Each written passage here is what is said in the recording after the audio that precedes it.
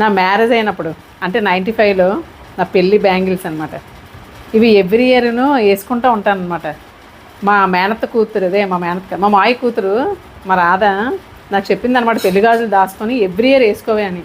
దాని మాట నాకు గుర్తుండిపోయింది అనమాట. నాకు అది బాగా నచ్చింది, అందుకని దాచుకున్నాను అనమాట. ఇప్పటికీ 9 బ్యాంగిల్స్ ఉన్నాయన్నమాట. ఇప్పుడు నాది 29 ఇయర్స్ కంప్లీట్ అయింది కదా, ఇప్పటికీ కూడా ఈ బ్యాంగిల్స్ వేసుకుంటాను. ఇక ఇప్పుడు గాబరాలో ఉదయం అంతా రెడీ అయిపోయాను అనమాట. ఇంకా నా బ్యాంగిల్స్ చూడు, ఎప్పుడు ఇలాగే బ్యాంగిల్స్ వేసుకుంటాను అనమాట. వరలక్ష్మి డే పూజకి, నా మ్యారేజ్ డేకి ఎప్పుడు కూడా బ్యాంగిల్స్ ఇలా వేసుకోవడం నాకు ఇష్టం.